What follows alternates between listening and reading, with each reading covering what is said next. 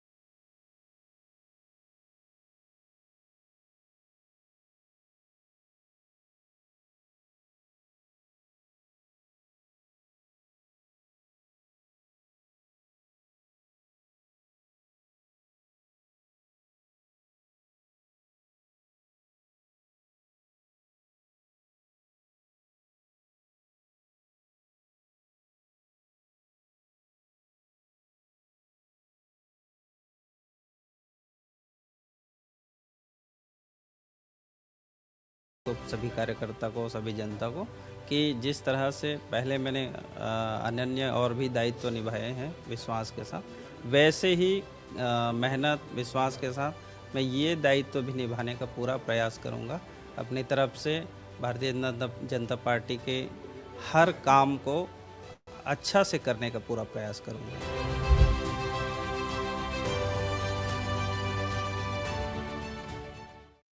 तो आपने देखा कि भाजपा ने जो प्रदेश कार्यकारिणी घोषित की है, उससे बीजेपी के कार्यकर्ताओं में एक उत्साह है। मिशन 2028 यानी आने वाला जो विधानसभा चुनाव है, ये टीम उस विधानसभा चुनाव में प्रमुख जिम्मेदारी निभाएगी, खास जिम्मेदारी निभाएगी। इसी पर चर्चा करने के लिए हमारे साथ खास पैनल है। निशिकांत पांडे जी बीजेपी का पक्ष रखेंगे, इसके साथ ही कांग्रेस का पक्ष रखेंगे अभिमन्यु मिश्रा, और हमारे पत्रकार साथी दिलीप जायसवाल जो सरगुजा से आते हैं, क्योंकि कार्यकारिणी में कई महत्वपूर्ण पदों पर सरगुजा के नेताओं को जोड़ा गया है, वो जुड़ेंगे और हमसे बात करेंगे। सबसे पहले निशिकांत जी, आपके पास आऊंगा। आपको बहुत बहुत बधाई, आप लोगों की प्रदेश कार्यकारिणी की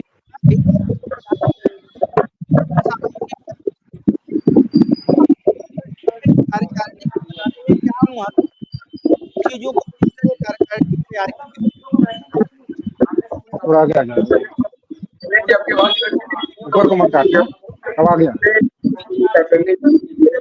उन सभी पदाधिकारियों को आवाज नहीं आ रही, बिल्कुल भी आवाज आ रही है। आ जाना के यार, आपकी आवाज थोड़ा स्लो आ रही है निशिकांत जी, थोड़ी स्लो है आवाज। बैकग्राउंड में दूसरी आवाज ज्यादा आ रही है। आ रही आवाज? हाँ, आ रही है, आ रही है।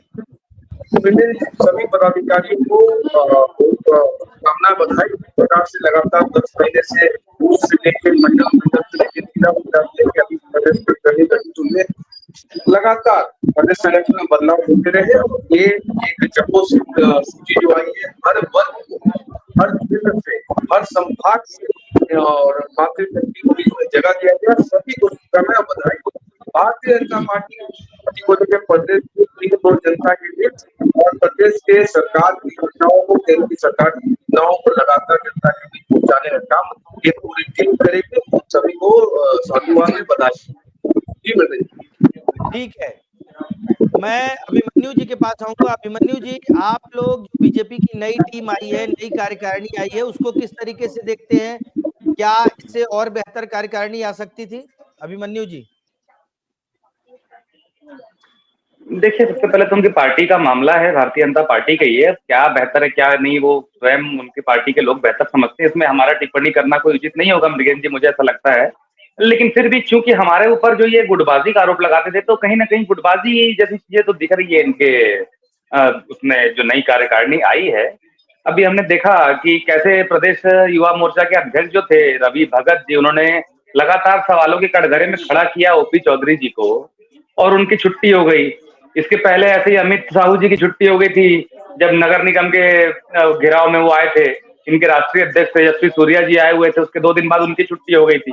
तो ये सारी चीजें हैं, और भी जो बाकी जो पदों में लोग हैं, काफी सारी घर्षण की बातें सामने आ रही हैं।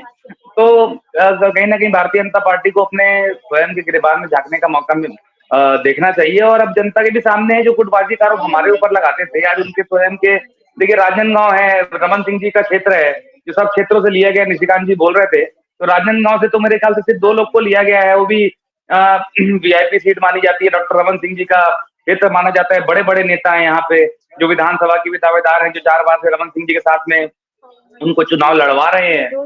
तो कहीं न कहीं ऐसा लगा है कि कुछ नेताओं को तवज्जो नहीं दी गई है, उनके कार्यकर्ताओं को तवज्जो नहीं दी गई है। तो यही सारी चीजें हैं। सबसे बड़ा हाईलाइट तो यही रहा है, जो एक आदिवासी नेता प्रदेश अध्यक्ष जो युवा मोर्चा के थे, उनको हटाया जाना काफी दुर्भाग्यजनक है।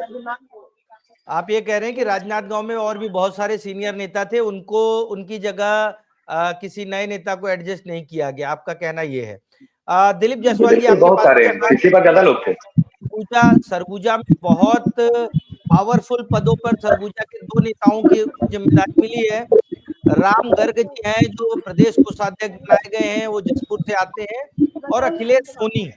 आपको क्या लगता है, सरगुजा का दबदबा है इस कार्यकारिणी में? दिलीप जी। बिल्कुल आपने सही कहा। देखिए, सरगुजा संभाग के जो 5 नेताओं को शामिल किया गया है, जो कार्यकारिणी बनी है, उसमें अखिलेश सोनी का जो नाम था, बहुत लंबे समय से चल रहा था कि अखिलेश सोनी महामंत्री बनाए, खबरें ब्रेक हो चुकी थी, और हुआ भी यही कि उन्हें बनाया गया। क्योंकि देखिए, मुझे ये लगता है कि जो महामंत्री 3 महामंत्री बने हैं, उसमें ओबीसी, जनरल और एससी कैटेगरी, तीनों कैटेगरी के लोगों का ख्याल रखा गया है। तो 3 महामंत्री हैं, अलग अलग वर्ग से आते हैं, और इसको साधने की भी कोशिश की गई है तीनों वर्ग के लोगों को। क्योंकि ये कहा जाता था कि भूपेश बघेल की सरकार थी तो ओबीसी को काफी ज्यादा महत्व दिया जाता था, लेकिन इस बार भी संगठन में बीजेपी ने जिस तरीके से ओबीसी के लोगों को महत्व दिया है, यहाँ के जो जो बलरामपुर जिले से आते हैं, ठीक उसी तरीके से बात कर रहे थे, अंबिकापुर से अखिलेश सोनी है। तो तमाम जो ऐसे नेता हैं जिनको पार्टी ने अपने टीम में जगह दी है, और कहीं ना कहीं इससे जो जो पुराने जो नेता है, क्योंकि अखिलेश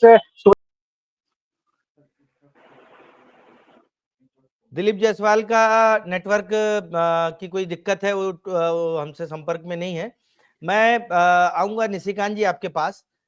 बहुत अच्छा संतुलन बनाने का प्रयास किया गया। प्रदेश महामंत्री 3 बनाए गए, एक रायपुर संभाग, एक दुर्ग संभाग और एक सरगुजा संभाग। प्रदेश उपाध्यक्ष में भी इन चीजों का ध्यान रखा गया। तो क्या लगता है, बीजेपी 2028 को देखते हुए ये पूरा समीकरण सेट की है?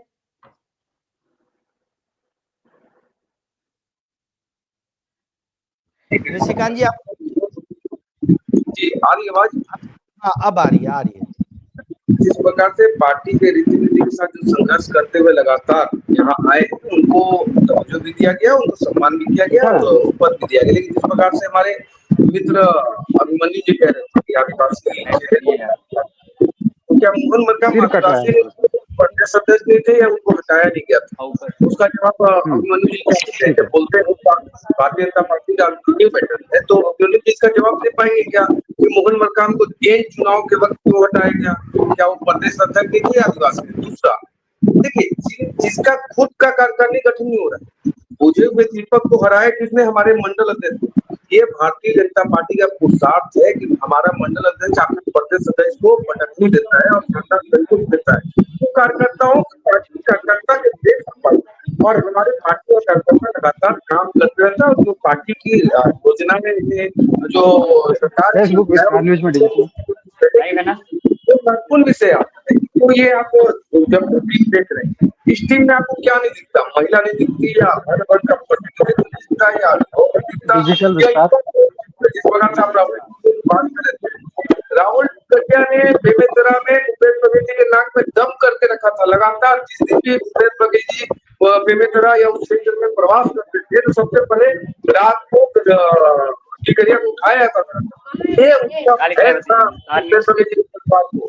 तो इसी प्रकार से ऊर्जावान चेहरे को भी दिया गया, अनुभव को भी दिया गया, और यही टीम लगातार चुनाव की बात करें 100% पता करेगी, छत्तीसगढ़ के जनता की जगह बनाएगी और प्रदेश के योजनाओं के साथ लगातार प्रदेश की जनता के साथ, प्रदेश की जनता के विकास के लिए, रक्षा सुरक्षा के लिए। ठीक है। अभिमन्यु जी आपके पास आऊंगा। आपने रवि भगत का जिक्र किया तो उन्होंने काउंटर में मोहन मरकाम का जिक्र कर दिया कि चुनाव से पहले उनको हटाया गया, हटाना। और अमित साहू का भी जिक्र निशिकांत जी ने किया। अमित साहू को हटाया नहीं गया था, अमित साहू की जगह दूसरा प्रदेश अध्यक्ष बनाया गया था। अमित साहू को उसके बाद प्रदेश प्रवक्ता और तमाम जिम्मेदारी दी गई थी, लेकिन अभी रवि भगत को हटाया गया है। आप उसका जवाब दे दीजिए पहले कि मोहन मरकाम जी और रवि भगत का क्या विवाद चल रहा है। अभिमन्यु जी। देखिए कोई भी राजनीतिक पार्टी हो, हटाया किसी को नहीं जाता। कोई बोल के तो नहीं हटाएगा कि हाँ हमने इसको हटा दिया, लेकिन जो हालिया सरकमस्टांसेस बनती हैं आगे पीछे की, उससे समझ में आता है। अभी डीएमएफ और सीएसआर मत को लेकर के बहुत ही मुखर रूप से ओपी चौधरी से सवाल पूछ रहे थे रवि भगत जी। ये तो सब छत्तीसगढ़ की जनता जानती है, और लगातार उनके ऊपर आरोप लगाए जा रहे थे और जवाब देने को कहा जा रहा था। तो उनका, और वो तो कहते ही थे चुनाव के पहले ओपी चौधरी जी की, मैं बहुत पावरफुल आदमी बन जाऊंगा और जो है सबके ऊपर कहर बन के टूटूंगा। तो टूट रहे हैं किक करके अपने कार्यकर्ताओं के ऊपर कहर बन के, तो हमें उससे कोई समस्या नहीं है। आप देखिए, आप बात किए जो मोहन मरकाम जी की बात कर रहे थे, उनको बताता हूं। मोहन मरकाम जी कितने साल प्रदेश अध्यक्ष रहे, उसके बाद जब वो हटे तो दीपक बैज जी कौन से समाज से आते हैं। तो ये देखिए, आदिवासी समाज को सम्मान देने का काम आप देखेंगे। आज तो भारतीय जनता पार्टी के लोग आदिवासी शब्द जो कहना नहीं चाहते हैं, वे तो वनवासी और पता नहीं क्या क्या जनजाति गौरव दिवस मनाएंगे, आदिवासी दिवस नहीं मनाते हैं। आदिवासी दिवस पे एक भी विज्ञापन अगर आए हो आदिवासी मुख्यमंत्री का तो बता दीजिए। तो ये सारे मुद्दे पे, खासकर आदिवासी सम्मान के मुद्दे पे भारतीय जनता पार्टी तो कांग्रेस से कंपैरिजन नहीं किया जा सकता। हमने शुरुआत से आदिवासी नेतृत्व को मौका दिया है, हर एक जगह मौका दिया है, युवा से लेकर हर एक पटल पे। आज भी दीपक बैज जी हैं, अपना कार्यकाल संभाल रहे हैं, और जैसे ओबीसी को मौका हमारे द्वारा दिया गया, भूपेश बघेल जी प्रदेश अध्यक्ष भी रहे, मुख्यमंत्री भी रहे। इस तरह से सभी वर्गों को लगभग मौका दिया गया है। अब बात करता हूं, जैसे हर संभाग के डिवीजन की बात कर रहे थे, तो राजनांदगांव को नेतृत्व की में भारी कमी इस बार आई है। पहले मंडल आयोग से लेकर के काफी पदाधिकारी राजनांदगांव से हुआ करते थे, भारतीय जनता पार्टी के संगठन में भी हुआ करते थे, लेकिन अब राजनांदगांव पूरी तरह से अलग हो चुका है। तो ये क्यों है? क्या रमन सिंह जी के कार्यकर्ताओं को खास करके टारगेट किया जा रहा है, ऐसा कुछ है? निशिकांत जी आपसे जवाब ले लेते हैं, फिर आगे बढ़ते हैं। निशिकांत जी। मैंने ये बहुत अच्छी बात कही अभिमन्यु मिश्रा जी ने कि मोहन मरकाम जी ने विधानसभा में डीएमएफ का प्रश्न उठाया, बवाल काटा, इससे उनको हटाया गया। इसकी स्वीकृति अभिमन्यु मिश्रा जी दे रहे हैं। ऐसे कार्यकर्ता होना चाहिए, उनको बताना चाहिए प्रदेश की जनता के बीच में कि इस प्रकार की घटना घटी थी। दूसरा, रवि भगत जी की बात करें, रवि भगत जी कालखंड पूरा किए। देखिए, जब हमारे यहाँ प्रदेश अध्यक्ष मेन बॉडी का हटता है और नया प्रदेश अध्यक्ष बनता है, तो पूरी बॉडी रिस्ट्रक्चर किया। ऐसा नहीं है कि मतलब पूछे हुए दीपक जो अपना विधानसभा की सीट नहीं बचा पाए, वो अपना प्रदेश अध्यक्ष की कुर्सी बचा के रखे, लेकिन कार्यकारिणी गठित नहीं करने देते। कोई आएगा नहीं, कोई जाएगा नहीं, मैं ही रहूंगा अकेला, वन मैन शो वाला जो मामला है। दूसरा जो विषय उठा रहे हैं अभिमन्यु मिश्रा जी, भाई साहब हमने तो गठन कर दिया ना। आप में अगर माता है तो आप अपना गठन करके सूची भेज दो। क्यों गठन नहीं हो रहा है आपका, इसकी चर्चा कौन करेगा? क्यों 2.5 साल से पेंडिंग चल रहा है? हम तो 10 महीने में बूथ, मंडल, जिला और प्रदेश सब कर दिए। आप में हिम्मत क्यों नहीं हो रही? क्योंकि जो गुटबाजी की बात इन्होंने प्रथम बार में कही थी, वास्तव में भूपेश की टीम आएगी, चरणदास महल जी की टीम आएगी, दीपक बैज की टीम आएगी। अमरजीत भगत ने क्या कहा? आदिवासी की बात कर रहे हैं, आदिवासी के हित की बात कर रहे हैं। अभी हमारे मित्र परसों अमरजीत भगत जी ने कहा कि ना हमको कोई पूछ रहा है ना सम्मान दे रहा, हम क्या करें? इसका जवाब तो अभिमन्यु मिश्रा जी से लेना पड़ेगा ना।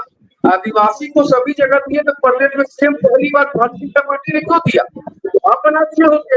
राष्ट्रपति आदिवासी परिवार से और वर्ग से दिया गया, तो आपने राष्ट्रपति के नाम से संबोधित किया उनको। तो आदिवासी को लगातार अपमानित करने वाली कांग्रेस पार्टी यहाँ आदिवासी हित का रोना रो रही है, उसमें भी एक मगरमच्छ का आंसू दिखता है।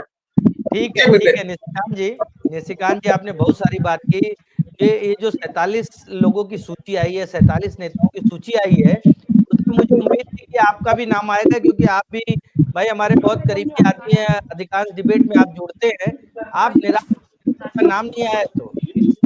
नहीं नहीं नहीं नहीं नहीं, मैं आपके करीबी हूँ, इसका मैं वहाँ पद मिलेगा ऐसा नहीं। देखिए, जब पार्टी ने पद दिया मुझे, जब मैं भारतीय जनता पार्टी का कार्यकर्ता हुआ कार्यकर्ता अभी भी हूँ, और मैं मीडिया पैनलिस्ट था, अभी मीडिया पैनलिस्ट की कोई सूची नहीं आई, तो मैं आपको आश्वस्त करता हूँ कि आप अपने भाई को कहीं ना कहीं देखेंगे, लेकिन पार्टी योग्यता ठीक है, क्षमता के मुझे मुझे उम्मीद है आप कहीं न कहीं दिखेंगे, आप कर्मठ आदमी हैं। अभिमन्यु निशिकांत पांडे जी सवाल खड़े किए कि आप आदिवासी हैं। आदिवासी तो बीजेपी ने प्रदेश अध्यक्ष किया, कांग्रेस ने किया, लेकिन आज जो स्थिति है, जिस तरीके से कांग्रेस की सूची आने के बाद बवाल होता है, बड़े-बड़े नेता विवाद करने के पहुंच जाते हैं प्रदेश कार्यालय, वैसा बीजेपी के कार्यालय में नहीं नजर आया। क्या इस तरह का अनुशासन कांग्रेस में भी हो सकता है, अभिमन्यु भाई? देखिए मिलियन जी, थोड़ी आपकी आवाज कट के जरूर आ रही, लेकिन जितना मैं सुन पाया, देखिए ऐसा कुछ है नहीं। मनभेद और मतभेद दो अलग अलग चीजें होती है। मतभेद बहुत एक संगठन है, अलग अलग लोगों के विचार हो सकते हैं, वो भारतीय जनता पार्टी में भी हो सकते हैं, कांग्रेस में भी हो सकते हैं, लेकिन बात यह है कि मनभेद नहीं होता है। कई सारी चीजों में हम बैठक लेते हैं, बैठक में सबके विचार रखते हैं, उसके बाद सबके विचार लेकर के एक सामूहिक रूप से डिसीजन लिया जाता है। सब क्यों लिया जाता है कि सबके विचारों में कुछ कुछ अंतर होता है। तो बात वही है कि मतभेद जरूर होता है, लेकिन मनभेद नहीं होता। लेकिन आपने बोला कि जो बातें बाहर आ जाती हैं, अब क्या है, सरकार अभी ट्रिपल इंजन की सरकार चल रही है भारतीय जनता पार्टी की, तो अभी कोई बात बाहर नहीं आएगी। अभी बात बाहर आएगी ही नहीं। जब सत्ता से जाती है पार्टी, जब विपक्ष में होती है पार्टी, तब सारी बातें बाहर आती है, सबकी जो नाराजगी बाहर आती है, सबको जो नहीं मिलता वो चीजें बाहर आती हैं। तो वो सब चीजें एक बहुत ही सामान्य प्रक्रिया है। इसमें मैं कोई भारतीय जनता पार्टी की या कांग्रेस की बात नहीं करना चाहता। मतभेद सारी पार्टियों में अलग अलग नेताओं के बीच में होते हैं, सारे नेताओं के अपने अपने समर्थक भी होते हैं। ये बात तो निशिकांत जी भी बहुत अच्छे से जानते हैं, मैं भी बहुत अच्छे से जानता हूँ। तो लेकिन बात वही है, कौन उसको अच्छी तरह से मैनेज कर पाता है। तो बिल्कुल आज भारतीय जनता पार्टी की सरकार है, वो लोग काफी अच्छे तरीके से मैनेज कर रहे हैं चीजों को। दिखाई नहीं पड़ रही, नहीं पड़ना चाहिए, उसके बाद भी इतना अगर दिखाई पड़ रहा है तो ये गलत चीज है। ठीक है, आपने बहुत अच्छी बात की। हर पार्टी में नेता और गुट होते ही हैं, लेकिन भाजपा में जो अनुशासन है वो महत्वपूर्ण है। भाजपा के नेता अनुशासन के परे नहीं जाते। निशिकांत जी, आपके पास आऊंगा, बहुत महत्वपूर्ण सवाल है। क्या भाजपा में जो लोग जो पार्टी की रीति नीति है, या पार्टी के का स्टैंड है, या पार्टी की जो स्ट्रेटेजी है, उसके खिलाफ जाकर बयान दे रहे थे या उसके खिलाफ काम कर रहे थे, उन लोगों को प्रदेश संगठन से बाहर कर दिया गया है, निशिकांत जी? विनय जी, वो पैरामीटर नहीं हो सकता हमारी पार्टी में। हमारी पार्टी में पैरामीटर यही है, जो योग्य है, अनुभवी है, जिसमें पार्टी क्षमता देखती हो, पार्टी आगे बढ़ाती है। देखिए, मैं भी आज से 4 साल पहले नहीं था, कार्यकर्ता के रूप में काम कर रहा था। पार्टी ने एक दायित्व दिया, उस दायित्व का निर्वहन मैं कैसा किया वो पार्टी उसका निर्णय लेती है। लेकिन जो आपको दायित्व मिलता है उसमें अक्षरशः आपको काम करना है, यही भारतीय जनता पार्टी की नीति है। दूसरा, राष्ट्रपति के भाव से जब हमारी पार्टी काम करती है, हमारे यहाँ ऐसा कोई परिवारवाद का विषय नहीं आता। आपने जो अनुशासन की बात कही, वास्तव में अनुशासन के मामले में भारतीय जनता पार्टी सभी पार्टी, देश में जितनी पार्टियां हैं सभी पार्टियों से बिल्कुल अलग है, जो पार्टी के विषय की बात हम करते हैं। तीसरा मतलब जैसे कि आपने जो कहा कि कोई पार्टी लाइन से बाहर जाकर बात करता है, देखिए पार्टी लाइन से बाहर जाकर बात करता है, संगठन है, संगठन उस पर चर्चा करता है। लेकिन मुझे ये आता है कि जिस प्रकार से आपने एक समन्वय के साथ एक बीजेपी सरकारी जम्मू से लीड घोषित की, वहां पे आप सरगुजा में लेंगे, जब एक एक भी विरोध का सुना 6 घंटे से ज्यादा हो गए इसको सुनती पार्टी। ये बात तो मैं भी स्वीकार कर रहा हूँ कि विरोध का स्वर कहीं नहीं दिखा। ये बात तो मैं भी स्वीकार कर रहा हूँ कि विरोध का स्वर नहीं दिखा, यही आपकी पार्टी की खासियत है। दिलीप जायसवाल, आपके पास आऊंगा। जसपुर को बहुत ताकतवर किया गया, प्रदेश कोषाध्यक्ष जसपुर से आते हैं। दिलीप सिंह जूदेव जो मुख्यमंत्री विष्णुदेव साय के गुरु भी रहे हैं, जिनके मार्गदर्शन में मुख्यमंत्री लगातार काम करते रहे, जसपुर एरिया के बड़े नेता, उनके बेटे को शामिल किया गया, प्रदेश उपाध्यक्ष बनाया गया। क्या लगता है कि सत्ता सत्ता जसपुर से निकल कर आ रही है, इसलिए संगठन में भी प्रभावशाली पदों पर इन लोगों को भेजा गया है? दिलीप जी। बिल्कुल, देखिए विष्णुदेव साय जब सीएम बने हुए हैं, उसके बाद से भाजपा संगठन में भी कहीं ना कहीं जसपुर के जो लोग हैं या सरगुजा संभाग के जो लोग हैं, उनको बड़ी प्राथमिकता से जगह दिया जा रहा है। चाहे आप देख लीजिए कि आपका हाउसिंग बोर्ड का अध्यक्ष बनाना हो, युवा आयोग का अध्यक्ष बनाना हो, प्रदेश में अगर संगठन में मंत्री बनाना हो, तो हर जिले को जो प्रतिनिधित्व सरगुजा संभाग के जो लोगों को मिला है, वो बहुत एक प्रकार से गजब का सामंजस्य यहाँ पे बनाया गया है। अब जो बीजेपी के जो संतुष्ट लोग हैं, वो भी कुछ नहीं बोल पा रहे हैं। इसलिए नहीं बोल पा रहे, कई लोग ये था कि हमको चुनाव में टिकट चाहिए, जो विधानसभा के समय जो टिकट मांग रहे थे, उनको भी कहीं ना कहीं बीजेपी ने कहीं ना कहीं सेटल कर दिया है। तो अब जो बगावत का सुर जो बीजेपी के अंदर में दिखाई दे रहा था, वो सुर अब दिखाई नहीं दे रहा है। और वैसे भी बीजेपी अनुशासन के लिए जानी जाती है। मैं आपको बता रहा हूँ, अगर इस तरीके से अगर कहीं कांग्रेस में या दूसरी पार्टियों में होता है, तो सीधे दफ्तरों में तोड़फोड़ हो जाता है, माहौल खराब हो जाता है, कई बयानबाजी नेता करने लगते हैं। लेकिन यहाँ पर वैसी स्थिति दिखाई नहीं दी है। इससे माना जा सकता है कि बीजेपी जो आने वाला जो चुनाव है विधानसभा चुनाव का, वो इस संगठन का जो नया टीम बनाई है, इसी टीम के माध्यम से चुनाव लड़ना चाहती है, ताकि नहीं, जब चुनाव हो उस समय बीजेपी। दिलीप जी इसी टीम से चुनाव लड़ेंगे क्योंकि 3 साल का कार्यकाल होता है। निशिकांत जी और थोड़ा स्पष्ट कर देंगे। निशिकांत जी, मेरा एक बहुत महत्वपूर्ण सवाल है। इस पूरी कार्यकारिणी में 2 सांसदों को तो शामिल किया गया। रूप कुमारी चौधरी जो महासमुंद से सांसद हैं, संतोष पांडे जो राजनांदगांव से हैं। लेकिन किसी विधायक को जगह नहीं दी गई। क्या क्या स्ट्रेटेजी थी इसके पीछे? संगठन अध्ययन करता है, मूल्यांकन करता है, उसके बाद ये घोषणाएं होती है। और सभी, चाहे आप जिसमें बात करें, आप उनको देखिए, प्रमोटर प्रदेश अध्यक्ष कहाँ से कहाँ तक थे। नवीन मार्केट है और उसके बाद एपीएससी आयोग को उसके अध्यक्ष है और अभी महामंत्री बने। उसी प्रकार अखिलेश सोनी लगातार भारतीय जनता पार्टी के लिए सरगुजा समाज में लगातार कर्मठता से और निस्वार्थ भाव से काम करते रहे और अलग अलग पद अनुभव के साथ वो ऊर्जावान व्यक्तित्व है, जो युवा साथी है। एक उसका समागम आपको इस सूची में देखने को मिल रहा है। जिस प्रकार से अमित शाह की बहुत चर्चा करते हैं, अमित शाह प्रदेश जिला मंत्री से प्रदेश मंत्री, प्रदेश अध्यक्ष, युवा मोर्चा से प्रवक्ता से अभी प्रदेश में मोदी के मंत्री बने। उसी प्रकार अमित सिंह का देखिए, अमित सिंह लगातार उस समय प्रदेश के प्रभारी का भार संभाला जब पार्टी खबर पे थी। उस समय इतना उल्लेखनीय कार्य उन्होंने किया, लगातार उनके साथी रहे, उनके अंडर में काम कर रहे थे। इतना मेहनत, इतना परिश्रम करके पार्टी लगातार 24/7, तो उनको भी प्रदेश प्रवक्ता बनाया गया। तो ऐसे कई लोग हैं जिनको अवसर मिला है, उनको शुभकामना है। पार्टी के साथ लगातार काम करें, प्रदेश सरकार की योजनाओं के भाव से आखिर अधिकतम हो जाए, यही संकल्पित मन से वो काम करे, यही शुभकामना देता हूँ। ठीक है। मन्नू जी, आपसे एक सवाल रहेगा क्योंकि आप लोग पॉलिटिकल पार्टी हैं, कांग्रेस बड़ी पार्टी है, देश की सबसे पुरानी पार्टी है। अभी जो बीजेपी की कार्यकारिणी आई उसमें कई पूर्व विधायकों को मौका दिया गया। कई लोग थे जो निगम मंडल में पुरानी 15 साल वाली सरकार जो डॉक्टर रमन सिंह की थी उसमें थे, उनको मौका दिया गया। मतलब जो लोग सत्ता में थे संगठन की जिम्मेदारी दे दी गई और संगठन के जो लोग थे वो निगम मंडल में आपने देखा पहले जो सूची उसमें दे दी। मतलब एक तरीके से सत्ता और संगठन में बैलेंस करने की और एक ही आदमी और संगठन में रहे। ऐसा क्या लगता है कांग्रेस में भी इस तरीके का प्रयोग हो सकता है आने वाले समय में? जी देखिए मृगेन जी, समीकरण कैसा जमाना है, क्या जमाना है, मैं फिर वही कहता हूँ कि वो तो भारतीय जनता पार्टी का इंटरनल मैटर है। वो उसमें क्या करना है वो लोग जानेंगे, हम उसमें क्या ही टिप्पणी करेंगे। लेकिन जो आप लोग कह रहे थे कि मतभेद वाली बात और जो विरोध के स्वर नहीं उठने वाली बात, तो जहां तक मुझे याद आ रहा है पिछली मंडल आयोग की सूची में तो काफी विरोध के स्वर उठे थे। और उसके बाद अभी आज जैसे ये सूची आई है, इसके बाद भी अब कल से समझ में आएगा क्या विरोध के स्वर उठ रहे हैं। उसके अलावा अभी दिलीप जी कह रहे थे कि तोड़फोड़ कांग्रेस के कार्यालय में हो जाती है, तो अभी नगरीय निकाय चुनाव के पहले धमतरी के बीजेपी कार्यालय में तोड़फोड़ हुई थी, इसी यही सब चक्कर में हुई थी, टिकट के चक्कर में हुई थी, पूरा टेबल कुर्सी सब कुछ जला दिए गए थे। तो ये सारी चीजें हैं। हाँ, हालांकि काफी दबाव बनाकर मीडिया से सब बातें दबा दी जाती है, वो बात और है, लेकिन बातें दोनों में होती है, सिर्फ केवल कांग्रेस पार्टी की बात नहीं है, मैं ये कहना चाहता हूँ।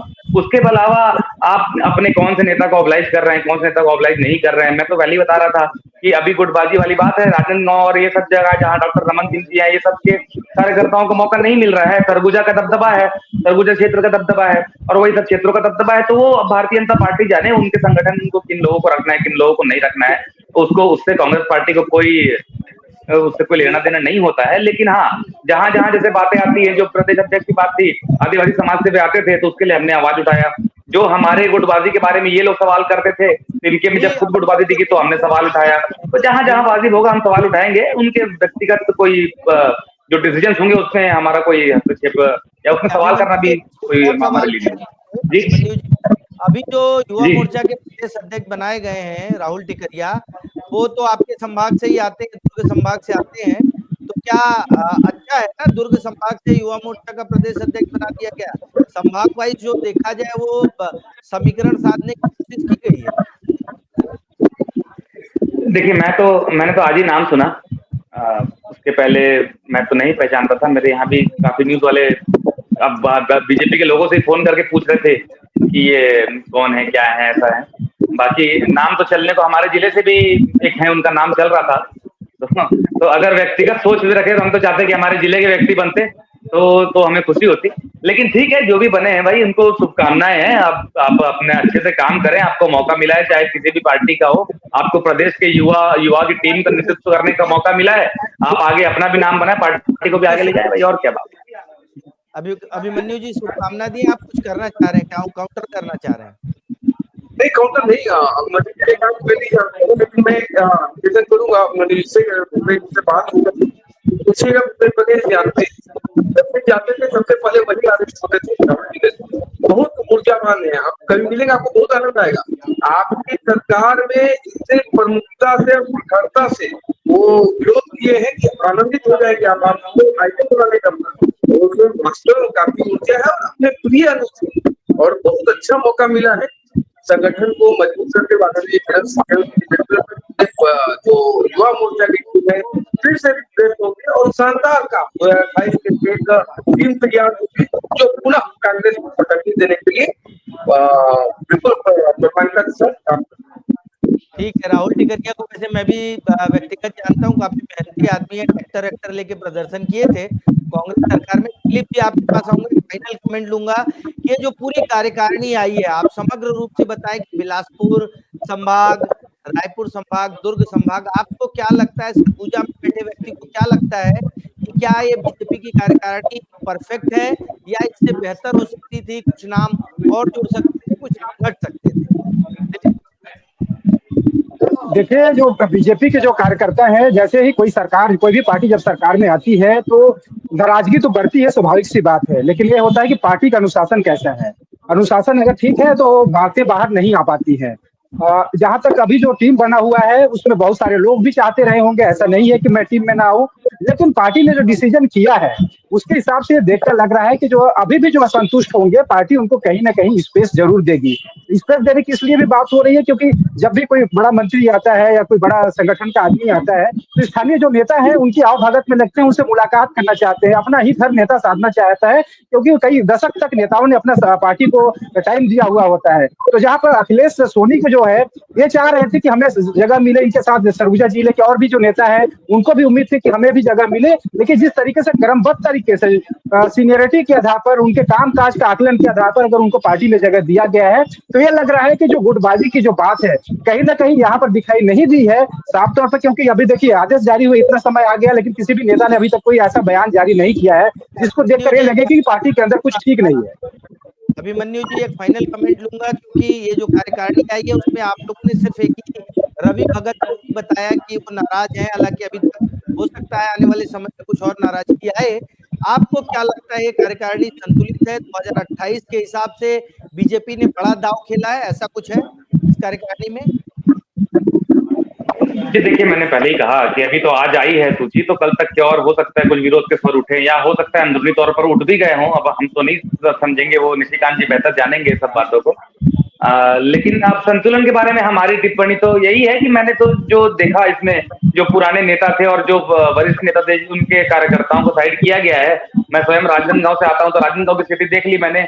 ना संगठन में जगह मिली, ना मंडल आयोग में जगह मिली। बहुत ज्यादा नेतृत्व मिला राजनांदगांव संभाग को, जबकि मेरे ख्याल से 4 बार 5 बार के यहाँ पे विधायक हो चुके हैं रमन सिंह जी, और 3-3 इंजन भाजपा के लगे हुए हैं। राजनांदगांव ने बहुत अपना प्यार दिया है भारतीय जनता पार्टी को, तो डोमिनेटिंग सरगुजा संभाग ही सबसे ज्यादा है कहीं ना कहीं इसमें भी। और जो मंडल आयोग आए थे उसमें भी अभी आने वाली बता रहे थे निशिकांत जी की और भी कुछ कमेटियां आएंगी। मंडल आयोग में भी बचे सदस्य जो बचे हुए होंगे उनको भरा जाएगा। तो उम्मीद करते हैं कि भाई ये सब संभागों के जो लोग बच गए उनको मौका मिले आगे सरकार में। ठीक है निशिकांत जी, आने वाली सूची में, क्योंकि अभी निगम मंडल की भी और बाकी सूची आनी है, प्रदेश में 2 मंत्री बनने हैं और तमाम चीजें हैं, संसदीय सचिव, क्या लगता है कि आने वाले समय में जो आज की टीम आपकी घोषित हुई है 2028 में विपक्षी कांग्रेस का मुकाबला करने के लिए एकदम तैयार है, एकदम मोर्चे पर उतरने के लिए तैयार है? 100% तैयार है, और कहीं से बिल्कुल बदल नहीं है। कांग्रेस को पहले अपने कांग्रेस से लड़ने दी, वो तो हमसे तब लड़ेंगे चुनाव आएगा, तब तक तो ये लड़ के ना बराबर हो जाएंगे, तब सतत आ जाएंगे। विषय जो अभी मनोज जी ने कहा, देखिए प्रदेश सरकार हमारा उत्तर से मुख्यमंत्री हमारा सरगुजा प्रदेश महामंत्री अभी रायपुर संभाग से, सरगुजा संभाग से और कुछ संभाग से दिया गया जब आए हैं कि वो आपकी आप शायद जानकारी नहीं रखते हैं मनीष जी, एक प्रकार राहुल के बारे में जान रहे, शायद सब कुछ बस अपने राजनांदगांव संभाग जानकारी स्पष्टता से रखिए, उसके बाद चर्चा करेंगे, बहुत आनंद है। और किसी बात नहीं, आपने देखिए भारतीय जनता पार्टी अपने किसी भी कार्यकर्ता किसी सिंगल कार्यकर्ता को बोलती नहीं है, उसकी उपयोगिता के अनुसार उसको हमेशा आज नहीं तो कल, कल नहीं तो परसों। आपको याद होगा अरुण साहू जी को जब लोकसभा का टिकट मिला तो कब के 120 के टाइम पे आज उनको 6 साल पहले 5 साल पहले लोकसभा टिकट मिला, प्रदेश अध्यक्ष बने, फिर यहाँ प्रदेश के उप मुख्यमंत्री। भारतीय जनता पार्टी में ऐसा कहीं नहीं है, आपकी उपयोगिता के अनुसार वो आपको उतारेंगे, संभव है थोड़ा आगे नाराजगी तक। भाजपा उपयोगिता के हिसाब से लोगों का जो स्टेमिना है, लोगों की जो ताकत है उसके हिसाब से, और खास बात समर्पण के हिसाब से काम लेती रहती है। मिशन 2028 को लेकर बीजेपी की नई 37 लोगों की टीम है, काफी महत्वपूर्ण लोग हैं, 9 महिलाएं हैं इस टीम में। सबसे अच्छी बात है कि महिलाओं को इस बार प्रतिनिधित्व ज्यादा मिला है, 9 महिलाएं जो है इस टीम में शामिल की गई, और औसत आयु करीब 48 से 50 वर्ष है इस टीम की। कुछ सीनियर लोग जो 70 पार 75 पार के हैं उनको हालांकि मौका नहीं मिला है। तो बीजेपी की स्ट्रेटेजी है एक नई पार्टी, युवा पार्टी, और ऐसी पार्टी जो 2028 के मुकाबले कांग्रेस को कड़ी टक्कर दे सके। आज की चर्चा में शामिल होने के लिए आप सभी का बहुत बहुत धन्यवाद। कल किसी और विषय को लेकर एक बार फिर हाजिर होंगे। नमस्कार।